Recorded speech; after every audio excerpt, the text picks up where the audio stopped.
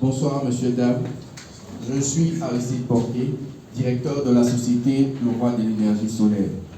Nous aidons et accompagnons les particuliers et les professionnels à avoir l'indépendance énergétique. Aujourd'hui, nous allons parler de l'utilisation de l'énergie solaire dans nos maisons. D'abord, avant de parler de l'énergie solaire, je vais vous présenter le fonctionnement de l'énergie solaire. Okay.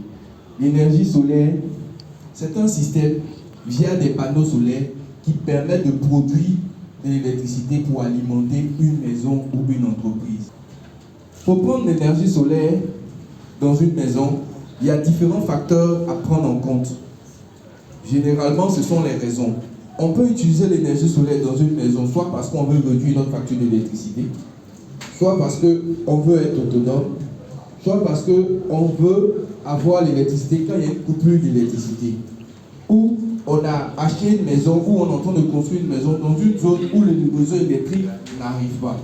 Voici l'une des raisons pour lesquelles on utilise l'énergie solaire.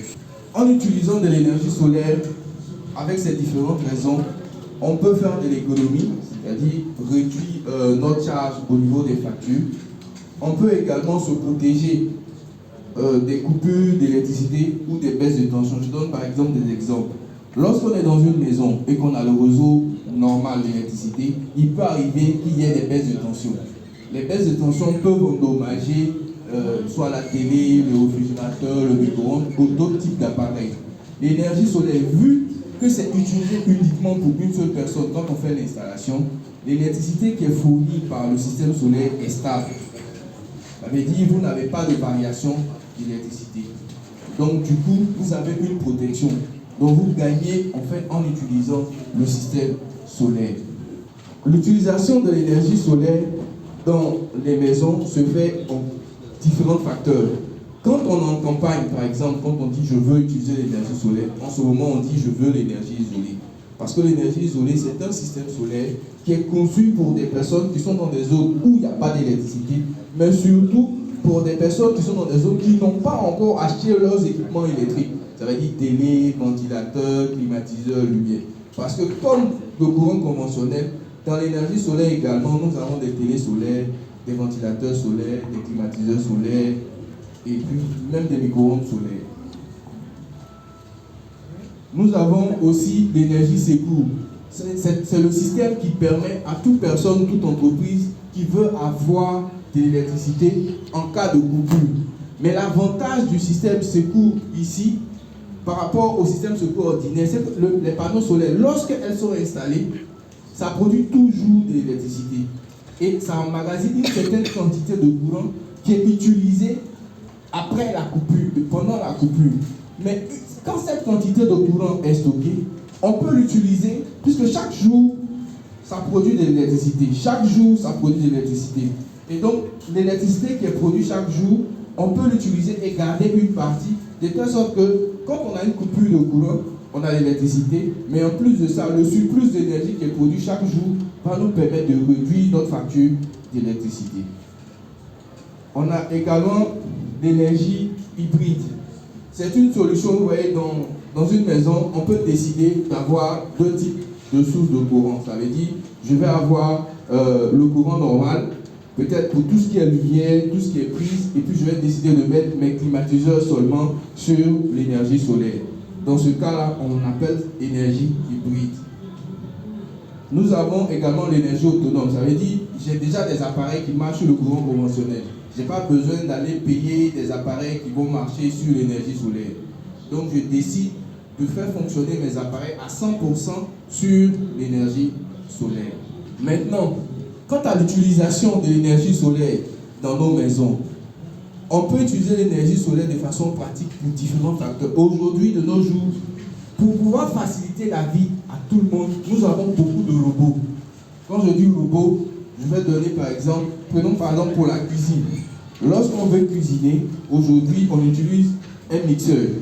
Le mixeur, on l'utilise pour cuisiner. Imaginez un instant que pendant qu'on est en train de cuisiner, il y a une coupure d'électricité. On fait comment? On revient à l'ancienne méthode. Pendant ce temps qu'on est habitué déjà à nos systèmes. Par moment même, quand on va vouloir l'écraser à l'ancien système, bon, c'est pas forcément le même résultat. Ok. Maintenant, nous avons souvent des habits. Aujourd'hui, on lave nos habits à la machine. On sèche nos habits à la machine. On repasse nos habits également. Et même les assiettes, dans certaines maisons, on a des lave-vaisselle. Aujourd'hui, souvent, il arrive qu'on veut cuisiner, on utilise les gazinières à allumage automatique. Les gazinières à allumage automatique fonctionnent avec l'électricité. Parce que quand on prend les bouchettes d'allumettes ordinaires, souvent l'humidité fait qu'au moment où on veut allumer le gaz, ça ne fonctionne pas. Donc on est obligé d'utiliser ces systèmes. Mais ces systèmes-là sont énergivores. Ça veut dire que ça consomme beaucoup de courant. Et ça crée des restrictions. Ça veut dire, normalement, comme je sais que quand je prends ça, ma facture de courant sera tellement élevée, j'abandonne. Or, ces robots-là, ces systèmes-là facilitent la vie dans la maison.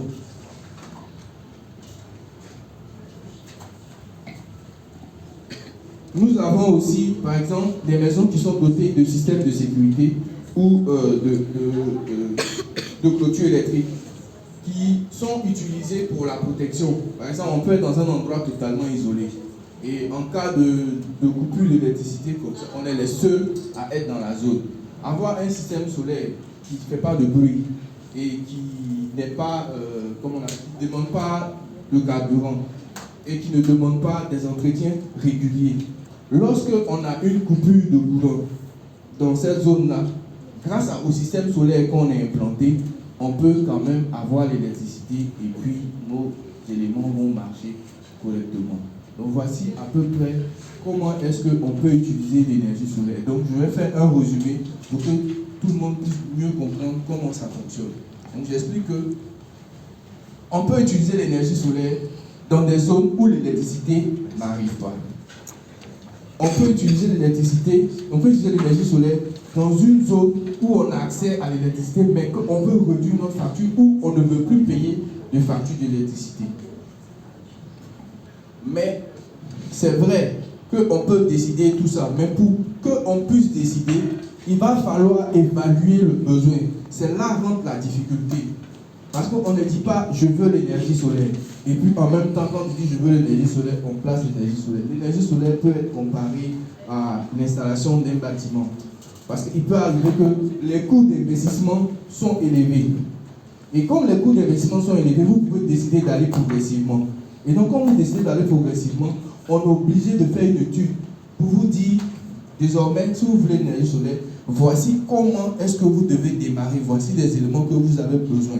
Parce que si on ne fait pas l'étude, quand on vous implante comme une maison, par exemple, si elle devait avoir 4 niveaux ou 5 niveaux ou 6 niveaux, vous n'avez pas précisé cet élément-là à l'entrepreneur, on va vous construire avec une fondation d'une maison basse. Lorsque vous allez vouloir augmenter le niveau de la maison, en ce moment, on sera obligé de pouvoir casser et de recommencer. Voilà pourquoi est-ce qu'il va falloir déjà à l'avance définir le besoin et puis voir comment est-ce qu'on démarre. Parce que l'énergie solaire, c'est vrai, c'est un investissement. Donc pour faire cet investissement-là, il faut prendre toutes les informations nécessaires pour mieux décider laquelle est la bonne solution qui correspond à votre besoin. Bien vrai qu'en utilisant l'énergie solaire, vous êtes à l'abri des coupures de courant, des hausses de factures et puis des baisses de tension.